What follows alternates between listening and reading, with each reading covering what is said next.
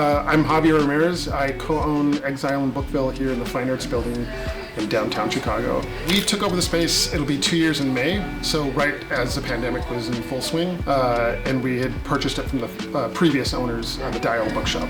And it's been great ever since. We can't complain. It's an amazing location and great customers, so we can't complain at all.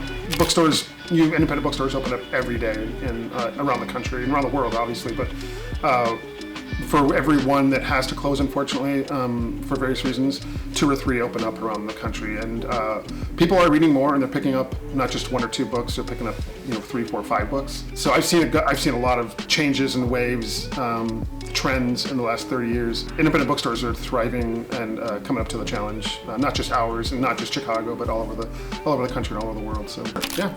So Exile in Bookville is a play on Liz Phair's 1993 seminal album, Exile in Guyville. We went back and forth on the name, and given the situation at the time, I had opened a bookstore just west of here in the West Loop, and left that store and sort of felt a little unmoored. And so we came up, my business partner Kristen came up with the idea of using music as a theme with books, and Exile in Guyville was a no-brainer. We knew right away that was going to be the name of our store. And so we just always wanted to meld those 2 things together. So we decided right away that we were going to start selling vinyl and bring our own collection of vinyl in for anyone to play. So we have a turntable in the store. Yes, when we took over the store, we bought the store. We did inherit a lot of things that we have since done away with. But the stationery that the Dial was carrying is exceptional. It's from Japan. It's from a company called JPT. And of course, being where we're at, situated with 4 campuses around us within blocks, and a lot of just creative people, we sell some really great stationery, pens and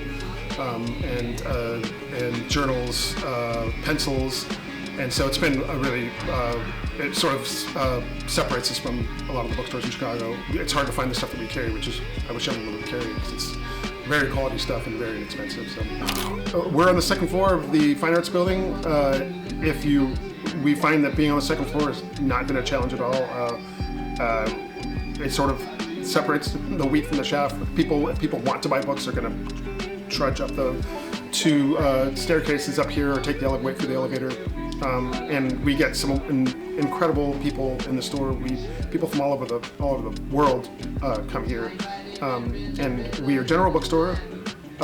We really we love everything, fiction, nonfiction, but we really do focus on small presses and translated works, which we are huge fans of, and local authors, which Chicago is lucky to have so many amazing local authors that call Chicago home, and a lot of them are friends of the store. So come pick an album, we'll play it for you, hang out, buy some books. We recommend a lot of stuff. We love talking to people. So that's our pitch.